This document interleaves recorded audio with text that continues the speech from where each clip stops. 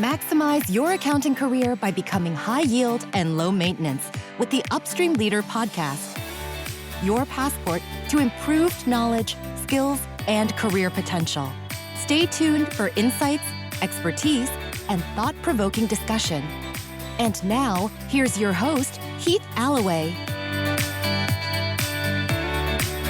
Welcome back to the Upstream Leader podcast. I'm Heath Alloway, your host for today's episode. And our topic today should be a fun one. It is this idea of taking an idea and actually putting it into a successful startup. And my guest today is James Stapleton, the co-founder and president, CEO of Codefi, and also the co-creator of the Southern Missouri Innovation Network. James, as always, great to see you. Welcome to the show.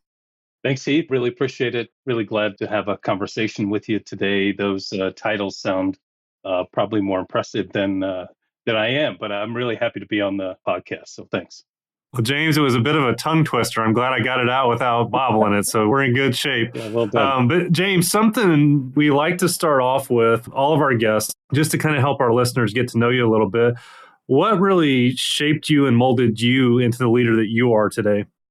Yeah, I really appreciate kind of starting there. I think those kinds of things say a lot about a person and probably help listeners to kind of clue in on kind of what makes me tick. And so I really think about a couple different things. One, personally, I guess I think about, what the influences in my life have been. Obviously, my faith being a big driver of my desire just to do good, honestly, in ways I've had opportunities to try to make the world a better place, try to help people achieve more. And, really just now, especially at this point in my life, focusing so much on really just how to help other people improve the quality of theirs. And certainly personally, a big part of that has been my wife, a partner of over, goodness, now almost 35 years, retired public school teacher. And teaching is something that we have shared a love for, whether I've been in private businesses that I've owned myself or in a traditional sense in my academic part of my career. Stacy and I love to teach, love to try to, through teaching, really accomplish parts of our mission. And I think professionally too, I've just been really blessed with these wonderful opportunities that I think in many ways aren't things that I planned for or would have thought would really manifest in my life. And it put me in these places where I could thrive in challenging scenarios in many cases, especially in my startup years. And even in the work we do now in Codefi, it's challenging work, but I've been put in those places and it gives me an opportunity, I guess, to do the best I can as a leader. So I think the combination of those things has really helped mold me. Yeah, well, I appreciate that, James. And so a couple of things you said is just that passion to do good and following your mission and working with startups. I know that is no easy task. And James, even with that, just I'm curious with what you see in the startup world. What do you see as far as like success and failure rates? I think that may be a good starting point for the conversation because it's exciting, but it can also be very challenging.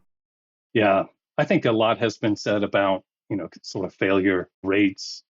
For me, this journey started at a very young age. I didn't grow up around business people. My parents were both kind of blue collar laborers. They, didn't have education past high school. So I'm one of those people that, in a sort of cliche sense, met a guy when I was young that really helped expose me to opportunities that the business world held. Then I immediately started learning that I had this unique sense about me that caused me to want to go try to build companies to try to solve problems. And, really at a young age when I didn't really know what I was doing, but was really driven, began to learn about what the differences were in terms of people as founders and companies in those paths to either success or failure. I think the most data indicates that within 2 years, early stage companies, 50% of them fail.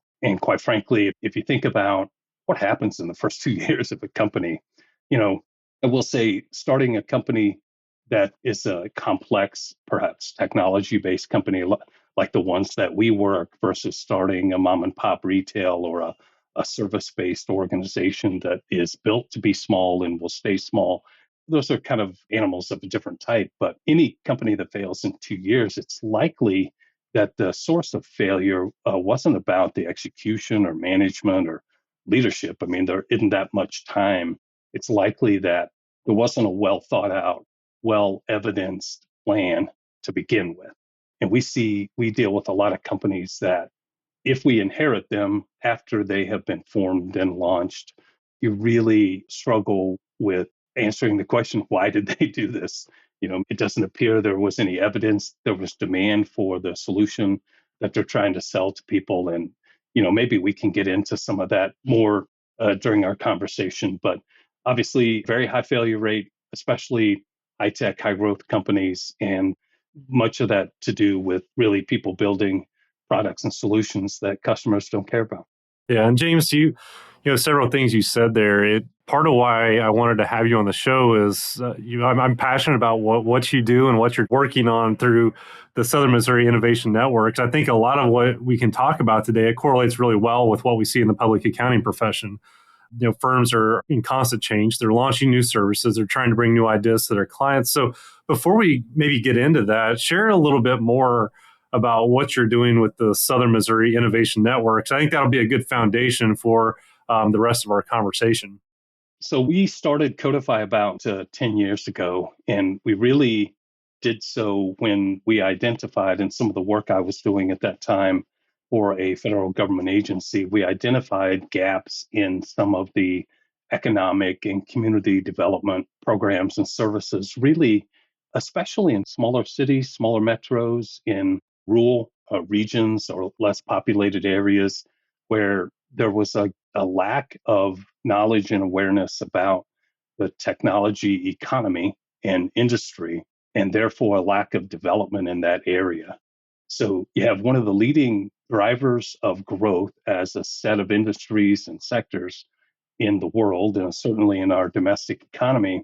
And you look up somewhere 10 or 15 years ago, and much of that growth had just kind of flown by a lot of communities like the ones we live in, while technology has been really integrating itself to every business, especially regional or larger businesses, as a component of the economy that people are trying to work together to accelerate and catalyze. Nobody was doing that. And since in my background, that's one of the things that I've done and been able to do as an entrepreneur and working with other people in their companies, that became a challenge for me. So we started Codefi in Cape Girardeau, where our headquarters still exists today. After the first year or so, we were lucky to be able to catalyze a big downtown development to kind of build around our kind of tech neighborhood concept and really rejuvenated an entire intersection in a couple of blocks downtown that had the largest buildings in Cape that were in the community that have been empty for decades. And so then about 5 years ago, Heath, we started talking seriously with Rachel Anderson and Alan Kunkel, the folks at the Jordan Valley Innovation Center and at Missouri State University, Rachel being the executive director of the E-Factory, about the specialized kinds of tech-based economic development that Codefi did and what it might look like to do more of that in Springfield.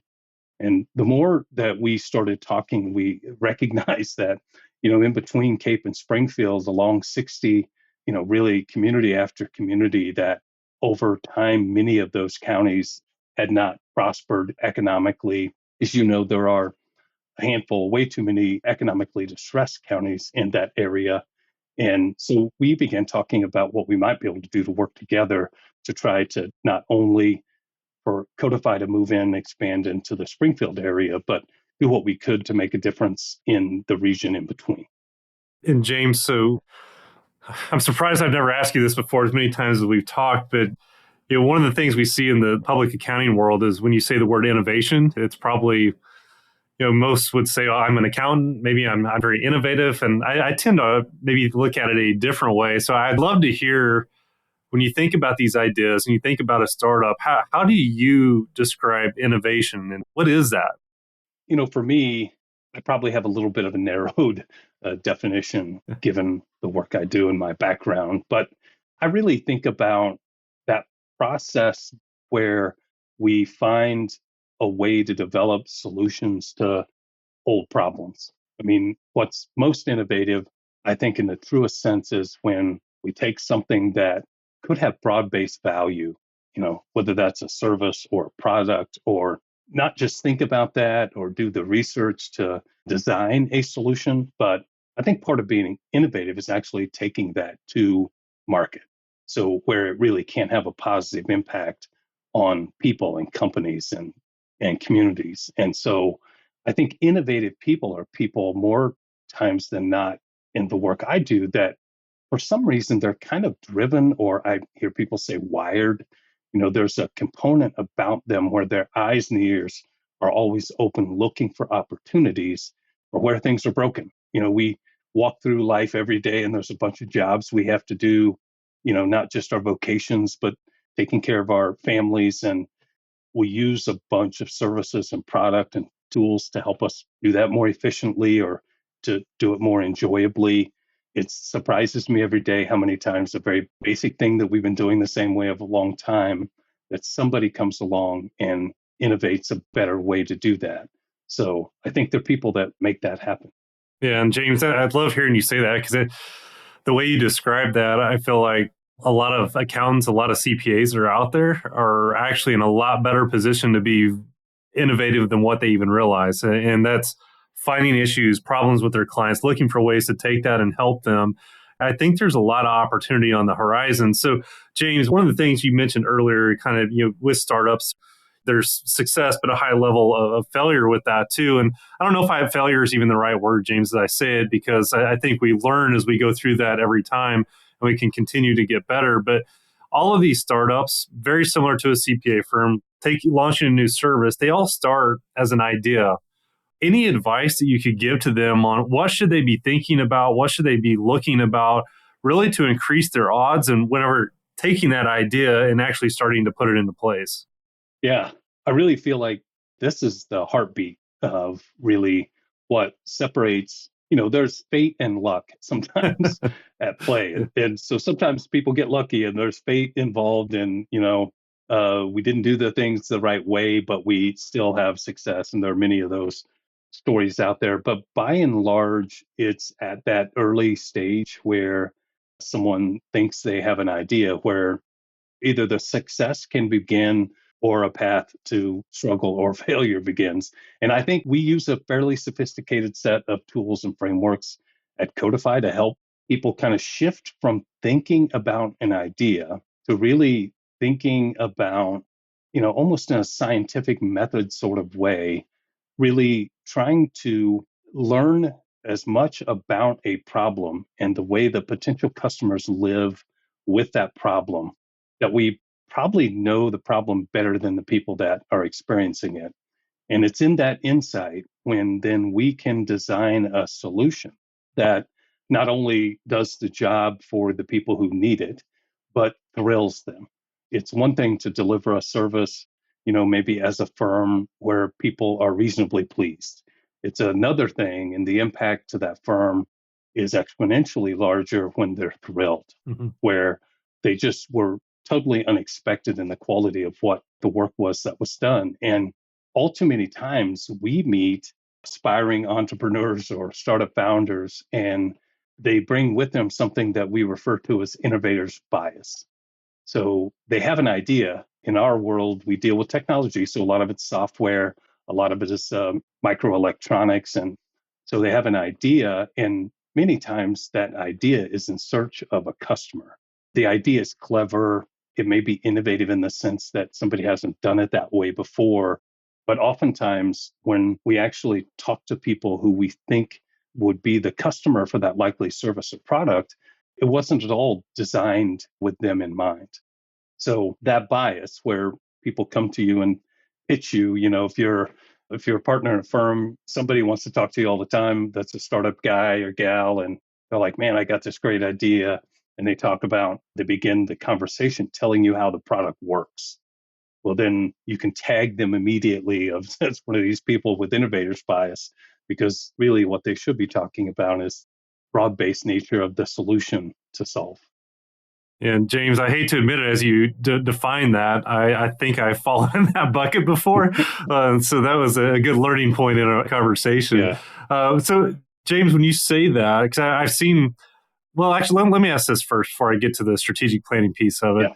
So how do you know, like in that stage, how do you know when it's time to actually move forward and actually take something to market? We coach through a set of what we call sprints or short-term experiments. And our goal, Codefi actually delivers a program called the 120-Day Startup. And we deliver it now virtually across Southern Missouri and even outside of that region. But our goal in that program, crazy as it might sound, is to really develop demand for a product before we ever build it. So when I was young and kind of starting out in some tech entrepreneurial work, kind of early 90s when the first tech bubble was really being born, we would just go off in a corner, a dark room somewhere and start writing code and develop a product and go to market and hope before the secret got out that we could sell it to customers. And many times only to learn it wasn't really designed with the feature and functionality that customers really wanted. And we don't have to do that. We really can incrementally gather data and let the data really drive us to what we should build. And although we're not talking about that now, part of what's hard for a tech startup is to know what's the minimum investment you can kind of make at the front end and really try to reduce risk. So instead of going off and building a big, elaborate, complicated system that would, be the ultimate product that you would want to take to market, what is the minimum set of features and functions that you could design and deliver that a customer would pay for right away? And then you can really build the company from that point on the traction of that product and then keep building on that. And you can see, especially as accountant-minded people start thinking, how we can minimize the risk of failure by not sinking so much cost into something that we're not sure people are going to buy. Right. I was going to ask this question a different way, but I'm afraid I'll give away my answer. So I'm going to just ask it maybe a more simplified way is whenever you're working with a startup, what kind of guidance or what do you see that's successful with strategic planning? And then I'll tell you why I asked that question. But I'm curious to hear your response.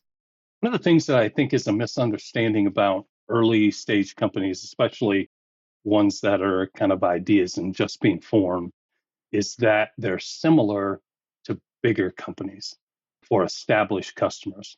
And I think many people think they're the same thing, just a small version. And the truth is, what an early stage company is doing is searching for a monetizable business model that is kind of repeatable and scalable. It's not operating and managing a business. It's really a business facade in search of a business model. And as such, the most effective ways to plan are short term. We work and coach founders to really work in kind of 90-day cycles. So don't build big, elaborate, well-written, comprehensive business plans.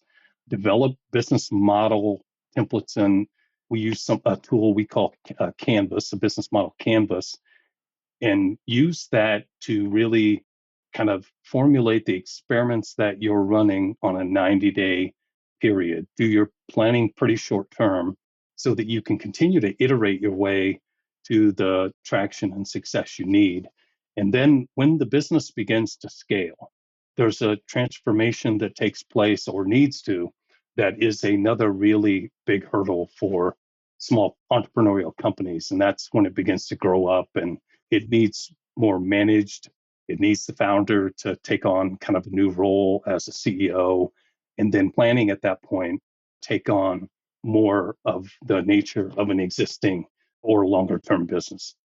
James, I love the fact that how you answered that, because now I can share the rest of the story behind that. And for our listeners, we didn't plan this ahead of time, but one of the things that I'll talk to firms about is I've seen the mistake where we'll plan and plan and plan and plan some more, and then once you finally make the decision to go, things don't always go as planned. And it's that action creates clarity kind of mindset.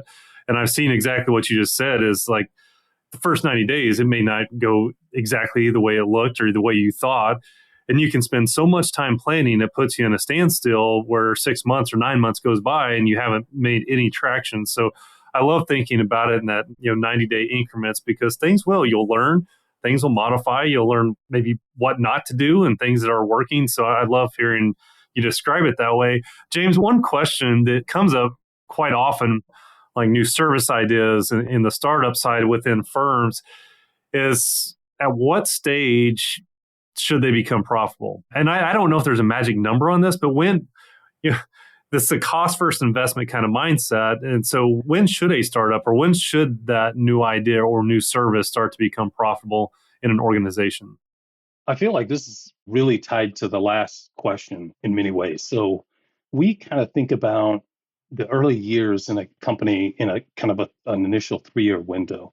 So I can't help but kind of think about, how many times people who are trying to get these companies off the ground get asked by a variety of folks to give them a 5-year set of pro formas, or, some kind of sales plan that has a 5-year time horizon, not to mention a comprehensive business plan for some 5-year period. The truth is, most of those don't stand up to the first customer interaction. I mean, all the plans you put together and you get in front of the first handful of customers and you figure out none of those plans really making sense anymore. So we try to put people that are trying to build these companies on a 3-year initial window, with the idea that, I think, in answer to your question, when do we need to be profitable? What does that traction roadmap look like? So we use a traction road mapping tool, and we begin with the idea of what's the minimum success that you want to have out of that company. In the case of the firm, that new line of service or product offering. So what would be the minimum revenue, sort of the basic economic units? In terms of basic economic units, what would success look like? And then you can begin with a focus on all of the sort of elements of lead generation to conversion and acquisition of customers and clients. You can begin to work your way through a sort of funnel and really get a grip on the unit economics. The answer to your question is, well, it depends on what success you think you need to have. And then I think a lot of the companies we work with, it also depends on how you want to finance the work. If your minimum success criterion is a company that might be venture finance worthy, boy, that is a really high bar to set. I think it's one thing a lot of aspiring startup founders don't understand, how big a marketplace you would have to have before you would truly be viable for real venture financing. Maybe a company that's on a path to 100 million annual recurring revenue. I mean, that's what gets VCs really excited. We're not going to build many of those. There just aren't many of those that happen. If you start working your way backward from there, if somebody wants to get to a $10 million annual recurring revenue, that's a real business that can have substantial impact. If you're going to try to build it, kind of bootstrapping it and try to build it on growth, that traction roadmap looks a lot different than if you're going to try in various ways to use some aspect of debt to try to build that growth. So this is a really long way, Heath, of saying it really depends. We coach tech startup founders probably to not get really interested in the idea that they can build the next unicorn billion-dollar company, but that they need to begin by trying to figure out how to make money. Really, if you can build a product or service that does generate a profit, the thing you can be safe in at that point forward is that you can continue to build on that. And a lot of the failure early on comes from an aspiration maybe to build something bigger than a lot of the people we work with have the capacity to build. That's a great answer. You raised another question. So going back to that cost mindset versus investment mindset, one of the questions we get too is whenever they're not profitable, it's how much money should we be spending on marketing or lead generation? And what's that magic number like? Because you'll hear like, well, I think we need to spend more so we can make more. And then others may say, well, wait a second, we're not profitable yet. So any guidance you have around the marketing and business development side? This is one of the hardest areas right now. This another episode, James? Yeah, this is hard. The reason I say that is because how much it has changed so recently. If you think back to when social media really began to play into everybody's thinking about business development. So when we first started looking at Facebook and, not so much Twitter, but Instagram and LinkedIn, and we thought that was a place to kind of build lead gen and funnel, along with other traditional means and email campaigning. At that point, social media was very inexpensive, if not free, from an advertising standpoint, and was highly effective. And then all of us ran to those channels and sort of supplied them with advertising, and they have every year become less and less effective, at least for many people and companies. So I think we're at a crossroads, actually, as we sit here today, really looking at how effective those platforms are. We're involved in a bunch of work using predictive analytics and, what people are calling AI now. There are really good tools, learning language models that can help build really vast lists and help in the lead generation area. But I think this is going to be an area over the next decade or so that it's going to go through a lot of change. We're even seeing with a lot of the companies we coach, as silly as it sounds, kind of going back to old school, kind of street team, finding customers where they're at and introducing themselves to them. I think definitely if you're working with short-term plans, the nice thing is the experiments you're running with customer acquisition and business development, if you're gathering data all the time that really questions, what is it going to cost per acquisition to a highly qualified lead and then potentially a customer. And you notice that, in a short sprint in an experiment that all of your assumptions were way off, you can adjust pretty quickly. I think that's what it's going to take moving forward. I think the old days of being able to kind of set something up, hit a button and let it run probably don't generate very good returns anymore. So in a way, James, if it's working, do more of it. And if not, move on to the next thing. Probably the obvious thing to say, yes. But you make some very valid points in there, James. And maybe for some, when I think of CPA firms, when you were talking, I think one of the most, I'd say maybe easiest to market for a new service line is just their own current client base. They have opportunities within their raving fan clients to start there and then build off that. So I appreciate the insight on that side. James, one other question here. So thinking about, say, startup that's done well, and I'll just say maybe, let's just use some numbers. Maybe a service has grown to 3 million or 5 million and they're seeing some success. One of the challenges we see is sometimes the person that's leading that is still doing a lot of the work. So they're still serving clients. And at what stage or what do you see successful as when do they move out of maybe doing as much of the work and working on the service line or the startup to take it maybe from that startup stage to the next level? Any thoughts you have around that? A really good question. I think a lot of the companies we coach actually we're really trying to work on fairly expansive growth. So we kind of work on a 5 to 10x year over year goal. And for established firms with a lot of clients and revenue base, that probably sounds like a tremendous amount. But when you're first starting, 5x, 10x year, it's kind of pattern we work in. And I feel like when you begin, if you can get on a trajectory where you're accomplishing that kind of growth, at the place where you begin to see that soften, where you begin to question, like, what has changed? Why are we not continuing to grow? Probably a pretty good time to ask that question about the capacity of the leader or team that's really driving the delivery of that service or product. In the early stage startup world, we find all the time a founder has to wear every hat. They're in product development, they're in marketing, they're in sales, they're in finance, and in fact, there's a culture that begins to grow inside of these early stage companies where it becomes a big part of the culture almost to celebrate the chaos that comes from that kind of environment. And it really, and I will tell you from experience, and I'm still susceptible to this even at my old age, there's some fun there's a bit of thrill in, really having to really grind it out sometimes, especially if you're doing work you love. And it's also really hard for especially inexperienced leaders to realize when they become a bigger part of the problem than the solution. And a lot of that then means that we've got to broaden the sort of capacity of a team to deliver.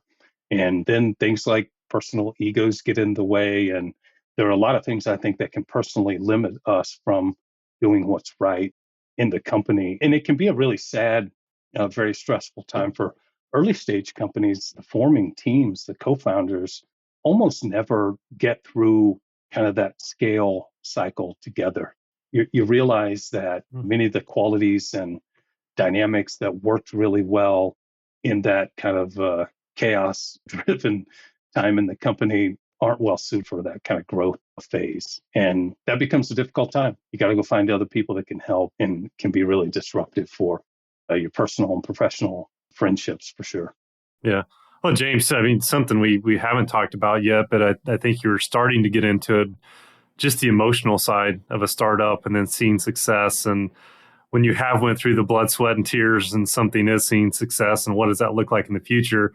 I could see how that could get very, very emotional at times. So I appreciate the insight there. James, as we wrap up here in the next couple minutes, anything that we have not talked about that might be helpful for our listeners as they think about that startup mindset is within their firm? Anything else that we should cover? No, Heath, the time has gone really fast, so I've enjoyed the conversation. I think that really the search for jobs that firms can develop services and products for, the question becomes, how can that be an innate part of the culture in a firm? Obviously, there's a lot of work to do every day and a lot of different sort of roles that generates, but who wakes up every morning in the firm trying to find the jobs where we can either break an existing solution to create a market opportunity for ourselves, or where we can become aware that either macro or micro factors are really driving the need for new solutions. The wonderful thing about innovation is that I think, just given the nature of how we live as humans, there is always going to be opportunity to create a new solution for, frankly, an existing problem. So I think a lot of times it's just a matter of whether or not that becomes a priority inside a firm. So kind of leave maybe with the idea that if there isn't already that team that's always looking for those opportunities, or it's not high functioning, maybe there's a consideration for that sort of internal entrepreneurial culture becomes a higher priority. So, James, how would you respond to this question? We've been successful, so why would we want to change? Well, if we look at history, success isn't something that's permanent. There just aren't many examples where it lives very long. You mentioned the human side of all of this is kind of designed maybe to continue to try to be more and more comfortable.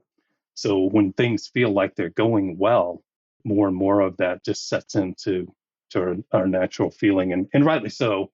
I think sometimes you got to enjoy success, but it's not permanent, that's for sure. Yeah. Well, James, as we wrap up here, one thing we like to ask all of our guests, any resources, whether that's books, podcasts, whatever it may be, that's really just made a significant impact on your journey that you'd like to share with everyone? Yeah, I appreciate that. About 15 years ago, Heath, I got to be a part of a group in the National Science Foundation that actually began doing a lot of the early work in rethinking how to start and how to coach people to start companies, especially kind of tech-based companies. So there's a whole line of publications, books and the like around kind of the lean startup movement. And so I would suggest anybody that wants to read a little bit about how we're thinking kind of modernly now about the differences between building a startup and building and continuing to grow a business, you could definitely go out and take a look into that lean startup world. There's even a kind of division off of that referred to as Lean Stack. An author, Ash Mariah, a young guy, not so young now, but was a young guy then, from Texas, who we work with really closely on some of the tools that we that we use to coach. So yeah, the lean startup movement, I think some of your listeners would find kind of interesting in sharing more about the way we think and do things. Very good. Thank you, James. So as we wrap up, hey, if someone had a question or wanted to be in contact with you, James, what would be the best way to reach out? I'd love to carry on communication with anybody that'd like to. Obviously, my LinkedIn profile is out there, and I'm happy for anybody to message me or email me at james@codefiworks.com, CODEFIWORKS.com.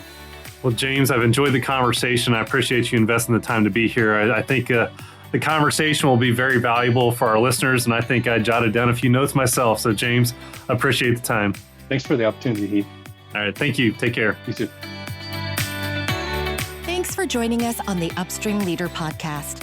We hope today's episode has enriched your understanding of what it takes to become a high-performing leader in the accounting profession.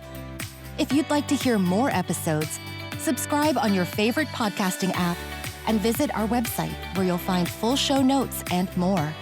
theupstreamleader.com.